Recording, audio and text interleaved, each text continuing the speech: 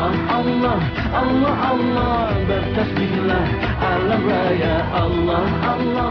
Pesantren ini dari awal didirikan untuk mengkader para dai yang pertama, yang kedua pesantren ini hanya menerima santri-santri lulusan dari pesantren lain yang sudah memenuhi kriteria-kriteria yang kami tetapkan.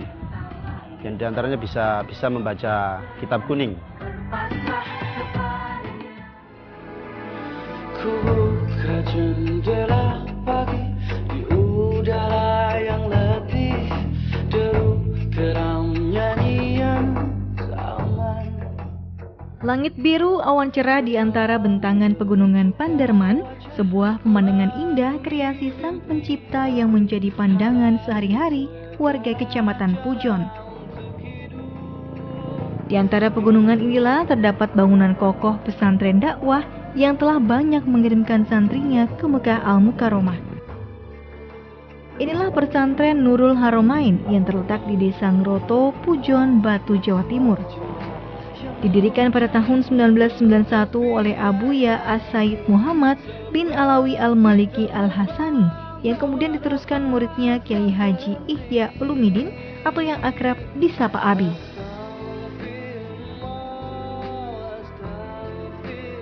Tiga tahun adalah waktu yang diberikan bagi para santri untuk menimba ilmu di pesantren. Namun pada kenyataannya, tak jarang santri hanya membutuhkan waktu setahun atau 2 tahun saja, dan kemudian mereka bisa melanjutkan studi ke Mekah. Di sini jumlah santri dibatasi hanya 40 orang saja, agar lebih intensif dan pengawasannya lebih mudah. Pesantren ini sangat berbeda. Ada banyak sekali perbedaan pesantren ini dengan pesantren-pesantren pada umumnya di Indonesia khususnya. Karena pertama, pesantren ini dari awal didirikan untuk mengkader para dai yang pertama, yang kedua pesantren ini hanya menerima santri-santri lulusan dari pesantren lain yang sudah memenuhi kriteria-kriteria yang kami tetapkan. Dan diantaranya bisa membaca kitab kuning.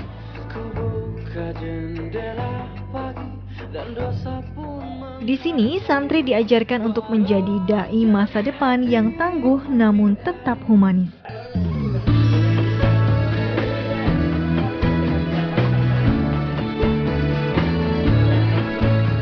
Dalam seminggu, santri hanya menghabiskan waktu 4 hari di dalam pesantren, sedangkan 3 hari sisanya dihabiskan di luar pesantren dengan berdakwah di desa-desa sekitar mereka.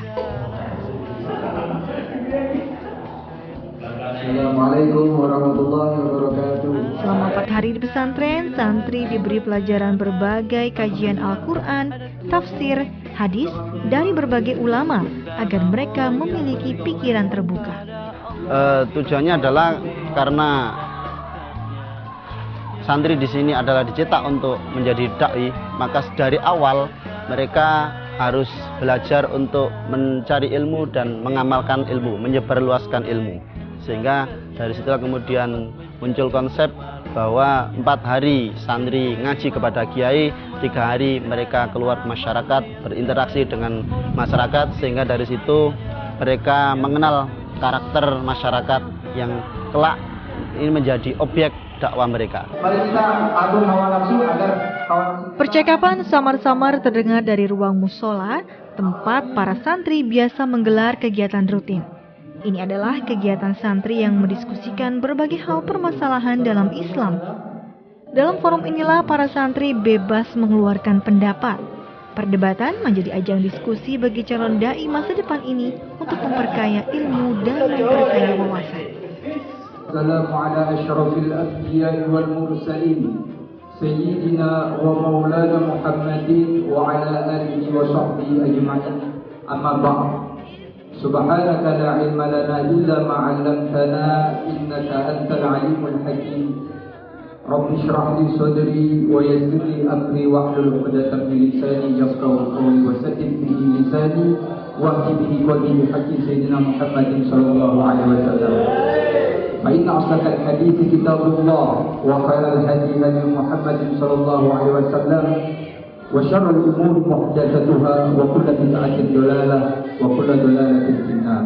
اللهم إني أعوذ بك أن أدلة أو ضلا أو أذلة أو زلا أو أدلما أو ردما أو أجهل أو يجهل علي وصلى الله على سيدنا محمد وعلى آله وصحبه وسلم والحمد لله رب العالمين.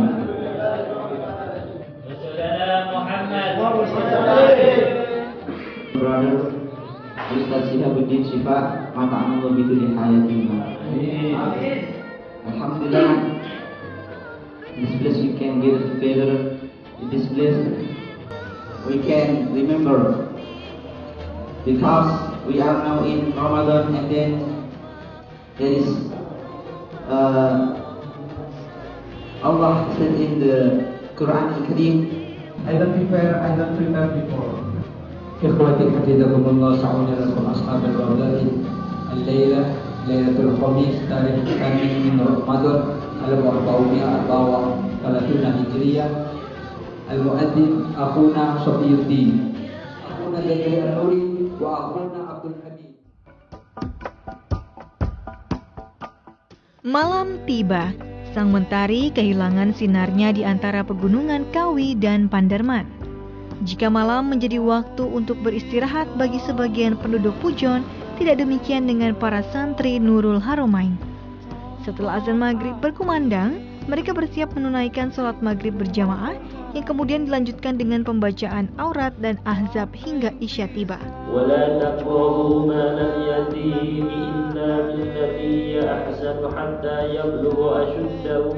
Setelah selesai melaksanakan sholat isya, para santri melakukan muzakarah atau membaca kitab hingga jam 9 malam.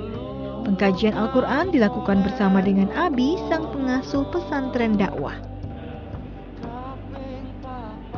3 hari setelah masa menimba ilmu di dalam pesantren, para santri dibebaskan berbaur di masyarakat dengan memberikan pengajian serta dakwah. Perasaan takut dan nervous adalah hal yang biasa dirasakan para santri saat pertama kali memulai dakwah. Namun bagi santri, ini adalah saat menerapkan ilmu berbicara di depan banyak orang. Tantangan yang pertama otomatis ya itu bertemu orang aja itu adalah sudah tantangan pertama. Menyapa, ngobrol, berdiskusi itu adalah tantangan pertama kita untuk menjadi dai. Namun kita diajarkan, diwajibkan harus bisa bermasyarakat. Dari situ ya alhamdulillah, pertama ngobrol, terus cerita-cerita, akhirnya jadi seperti teman. Tetap kita harus menjaga, kalau beliau sudah lebih tua daripada kita, ya kita hormatin beliau seperti itu. Nah, nanti di akhir Ramadan ada zakat fitrah. Hampir 3 tahun sudah ia menghabiskan waktu di pesantren Nurul Haromain. Selama itu pula ia belajar untuk menjadi dai masa depan.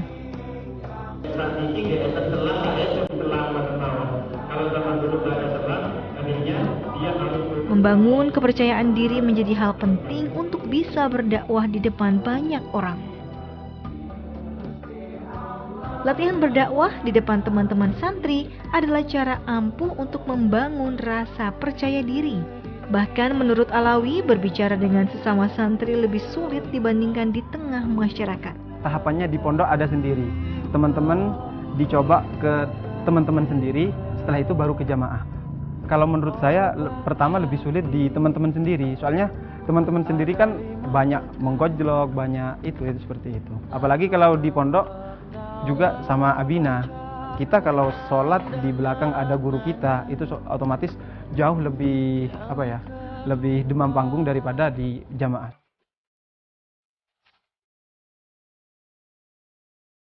Dialog terbuka tak hanya dilakukan dalam rangka belajar mengajar, tapi juga dilakukan dalam setiap aspek kegiatan santri.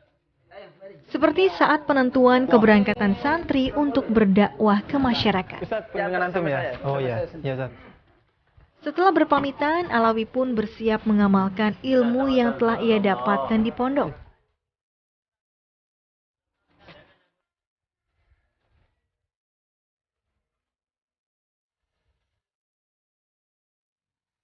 Suhu dingin antara 17 hingga 19 derajat Celcius tidak menciutkan niatnya.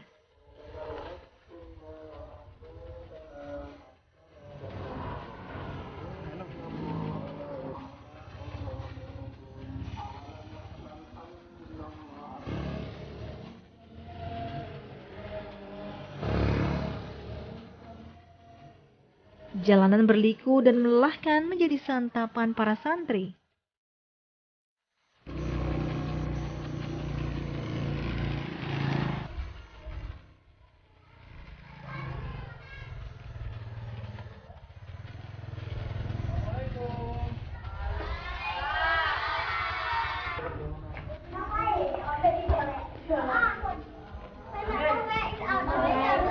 Sudah siap semuanya ya?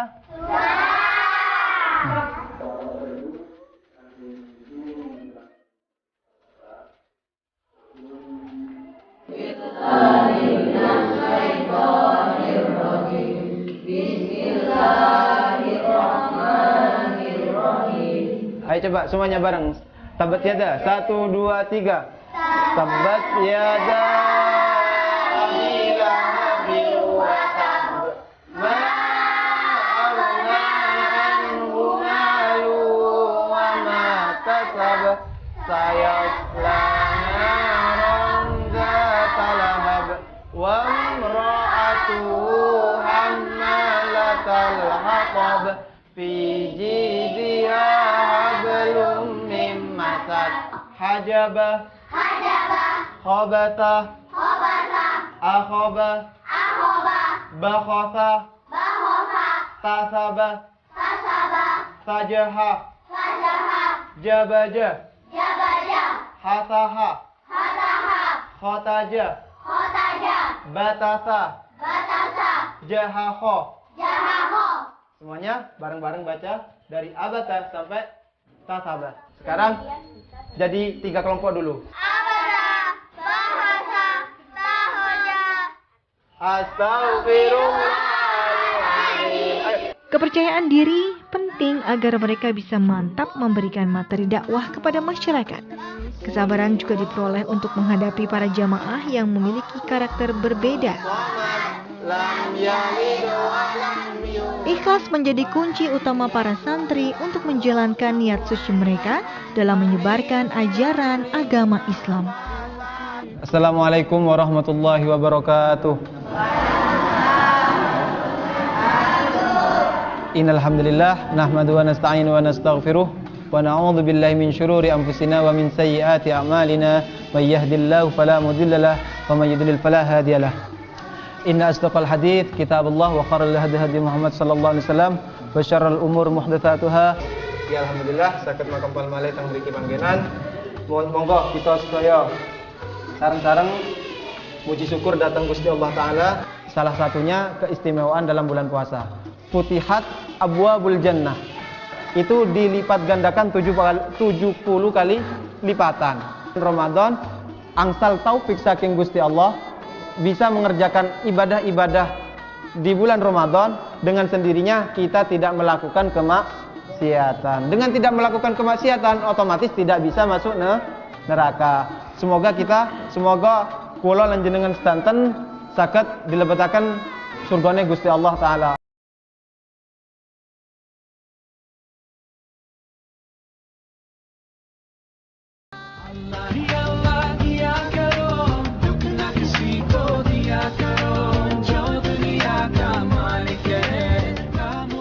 Islam mengajarkan umatnya untuk bisa mandiri. Karenanya pesantren pun berusaha agar bisa mencukupi kehidupan mereka sehari-hari tanpa harus mengandalkan bantuan orang lain. Pesantren Nurul Haromain juga mengajarkan para santrinya untuk mengembangkan ekonomi kerakyatan. Salah satunya adalah mengembangkan usaha sapi ternak dan pengolahan kotoran sapi menjadi biogas. Ide ini tercetus dari seorang santri lulusan Fakultas Pertanian yang juga salah satu pengurus. Ia ingin membantu pesantren menjadi mandiri. Biogas ini bahan dasarnya dari kotoran sapi yang padat atau disebut feses. Kalau bahasa di sini teletong ya. Nah, fesesnya ini sebelum masuk ke alat namanya atau instalasi namanya digester itu melalui dulu pengadukan. Jadi diaduk, kemudian masuk ke alat namanya digester. Di situ prosesnya anaerob, jadi tanpa oksigen. Nah, di sana ada 3 proses yang pada intinya adalah mulai penguraian, kemudian sampai terjadi pengasaman dan menghasilkan gas metan. Jadi biogas itu adalah gas metan, ya, yang di situ komposisinya sekitar 60% dari total gas yang dihasilkan itu 60%. Cara kerja pengolahan biogas yaitu pencampuran kotoran sapi dengan air yang kemudian mengalir masuk ke dalam digester. Hasil dari percampuran terdiri dari 3 bentukan, yaitu padat, cair, serta gas.